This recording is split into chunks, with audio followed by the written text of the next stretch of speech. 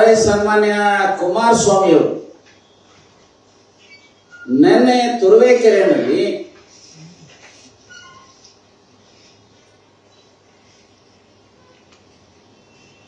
ಸಾರ್ವಜನಿಕ ಸಭೆಯಲ್ಲಿ ನಮ್ಮ 5 ಗ್ಯಾರಂಟಿಗಳ ಟೀಕೆ ಮಾಡುವಂತ ಬರದಲ್ಲಿ ಆವೇಶದಲ್ಲಿ ಈ ನಾಡಿನ ಸಮಸ್ತ ಮಹಿಳೆಯರನ್ನ ಅಪಮಾನ ಮಾಡುವಂತ ಮಾತನ್ನ ಆಡಿದ್ದಾರೆ.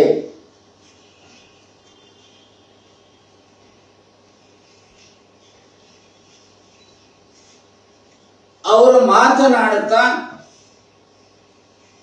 ಕಾಂಗ್ರೆಸ್ ಸರ್ಕಾರದ ಗ್ಯಾರಂಟಿ ಯೋಜನೆಗಳಿಂದ ಹಳ್ಳಿಯ ತಾಯಂದಿರು ಸ್ವಲ್ಪ ದಾರಿ ತಪ್ಪಿದ್ದಾರೆ.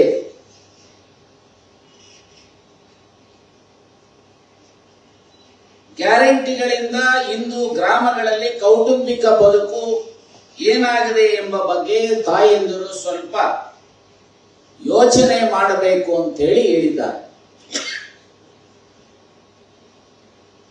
ನಾನು ನಿಮ್ಮ ಮೂಲಕ ಕೇಳಿಕೆ ಬಯಸ್ತೇನೆ ಮಿಸ್ಟರ್ ಕುಮಾರಸ್ವಾಮಿ ಅವರೇ,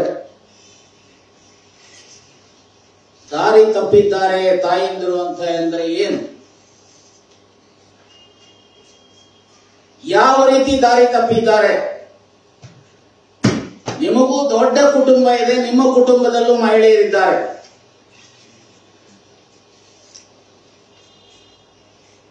ಮಹಿಳೆಯರು ದಾರಿ ತಪ್ಪಿದ್ದಾರೆ ಅನ್ನುವಂತ ಪದ ಬಳಕೆಯ ಮೂಲಕ ಇಡೀ ರಾಜ್ಯದ ಸ್ತ್ರೀ ಸಮೂಹಕ್ಕೆ ಅಪಮಾನ ಎಸಗಿದ್ದೀರಿ.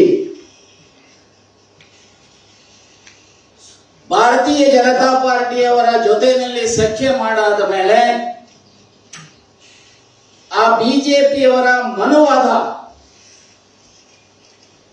ಮನುವಾದಿಗಳು ಮಹಿಳೆಯರನ್ನ 2ನೇ ದರ್ಜೆಯ ಪ್ರಜೆಗಳಾಗಿ ನೋಡತಕ್ಕಂತ ಪ್ರವೃತ್ತಿ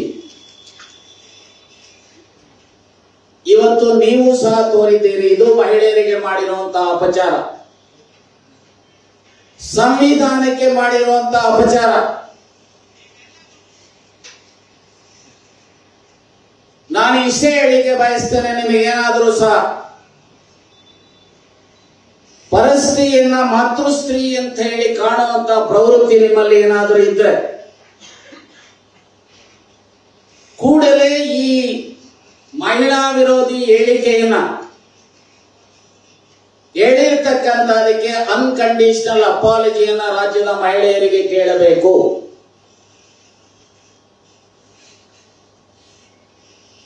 ಅಷ್ಟೇ ಅಲ್ಲ, ನಾನು ನಿಮ್ಮ ಮೂಲಕ ಕೇಳಿಕೆ ಬಯಸ್ತೇನೆ, ದಾರಿ ತಪ್ಪಿದ್ದಾರೆ ಅಂತಂದ್ರೆ ಏನು ಅದನ್ನು ಎಕ್ಸ್ಪ್ಲನೇಷನ್ ಅನ್ನು ಕೊಡಬೇಕು. ಕಷ್ಟದಲ್ಲಿ ಇರುವಂತಹ ಮಹಿಳೆಯರಿಗೆ ತಿಂಗಳಿಗೆ 2,000 ಕೊಡುವಂತದ್ದು ತಪ್ಪ?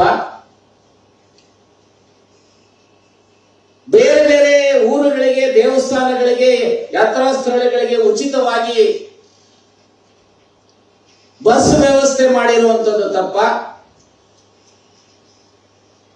200 ಯೂನಿಟ್ ವಿದ್ಯುತ್ ಶಕ್ತಿ ಉಚಿತವಾಗಿ ಕೊಡ್ತಾ ಇರುವಂತದ್ದು ತಪ್ಪ? ಯಾರಿವತ್ತು ಆಹಾರದ ಕೊರತೆಯಿಂದ ಕಷ್ಟಕ್ಕೆ ಗುರಿಯಾಗಿರುವಂತವರಿಗೆ ಉಚಿತವಾಗಿ 10 ಕೆಜಿ ಆಹಾರ ಕೊಡ್ತಾ ಇರುವಂತದ್ದು ತಪ್ಪ? ನಿರುದ್ಯೋಗಿ ಯುವಕರಿಗೆ, ಪದವೀಧರರಿಗೆ 3,000, ಡಿಪ್ಲೊಮಾ ಹೋಲ್ಡರ್ಗೆ 1,000 ಕೊಡ್ತಾ ಇರುವಂತದ್ದು ತಪ್ಪ? ಇದು ಯಾವ ರೀತಿಯಲ್ಲಿ ತಪ್ಪು? ಯಾವ ರೀತಿಯಲ್ಲಿ ಮಹಿಳೆಯರು ದಾರಿ ತಪ್ಪಿದ್ದಾರೆ ಅನ್ನುವಂಥದ್ದನ್ನ ಹೇಳ್ತಾ ಇದ್ರೆ ಬಹುಶಃ ಈ ರಾಜ್ಯದ ಜನ, ಜೆಡಿಎಸ್ ಅದರಲ್ಲೂ ಇನ್ ಪರ್ಟಿಕ್ಯುಲರ್ ಕುಮಾರಸ್ವಾಮಿ ಅವರನ್ನ ಮತ್ತು ಭಾರತೀಯ ಜನತಾ ಪಾರ್ಟಿಯ ಈ ಅಲೈನ್ಸ್ ಏನಿದೆ ಇದಕ್ಕೆ ಈ ಬರುವ ಚುನಾವಣೆಯ ಪ್ರಕ್ರಿಯೆಯಲ್ಲಿ ಜನ, ಅದರಲ್ಲೂ ವಿಶೇಷವಾಗಿ ಮಹಿಳೆಯರು ಇವರನ್ನ ಧಿಕ್ಕರಿಸ್ತಾರೆ, ಇವರ ವಿರುದ್ಧ ಮತ ನೀಡುತ್ತಾರೆ, ಇವರಿಗೆ ಪಾಠ ಕಲಿಸಬೇಕು ಅಂತ ಹೇಳಿ ಮಹಿಳೆಯರಲ್ಲಿ ಅತ್ಯಂತ ವಿನಮ್ರವಾಗಿ ವಿನಂತಿ ಮಾಡಿಕೊಳ್ಳಿಕ್ಕೆ ಬಯಸ್ತೇವೆ. ನೀವೇನಾದ್ರೂ ಈ ವಿಚಾರವಾಗಿ ಕುಮಾರಸ್ವಾಮಿ ಅವರ ಕೂಡಲೇ ಕ್ಷಮೆಯನ್ನ ಯಾಚಿಸ್ತಾ ಇದ್ದರೆ ಕಾನೂನಿನ ಚೌಕಟ್ಟಿನಲ್ಲಿ ಮಹಿಳಾ ಆಯೋಗಕ್ಕೆ ಅರ್ಜಿ ಅಥವಾ ಕಂಪ್ಲೇಂಟ್ ಕೊಡುವುದರ ಜೊತೆಗೆ ಚುನಾವಣಾ ಆಯೋಗಕ್ಕೂ ಮಹಿಳೆಯರಿಗೆ ಅಪಮಾನ ಮಾಡಿರ್ತಕ್ಕಂಥ ಹಿನ್ನೆಲೆಯಲ್ಲಿ ಕಂಪ್ಲೇಂಟ್ಸ್ ಅನ್ನ ನಮ್ಮ ಪಕ್ಷ ಕೊಡಬೇಕಾಗುತ್ತೆ ಅನ್ನುವಂತ ಎಚ್ಚರಿಕೆಯ ಮಾತನ್ನು ಸಹ ಈ ಸಂದರ್ಭದಲ್ಲಿ ಹೇಳಿಕೆ ಬಯಸ್ತೇನೆ. ಕನ್ನಡಿಗರ ಮೆಚ್ಚಿನ ನಿಮ್ಮ ನ್ಯೂಸ್ 18 ಕನ್ನಡ ಈಗ ವಾಟ್ಸ್ಆಪ್ನಲ್ಲಿಯೂ ಲಭ್ಯ. ಕರ್ನಾಟಕ ಮತ್ತು ದೇಶ ವಿದೇಶದ 360 ಡಿಗ್ರಿ ಸುದ್ದಿ ವಿವರವನ್ನ ನೀವು ನಿಮ್ಮ ಕೈ ಬೆರಳುಗಳಲ್ಲಿಯೇ ಪಡೆಯೋದಿಕ್ಕೆ ಈ QR ಕೋಡ್ ಅನ್ನ ಸ್ಕ್ಯಾನ್ ಮಾಡಿ.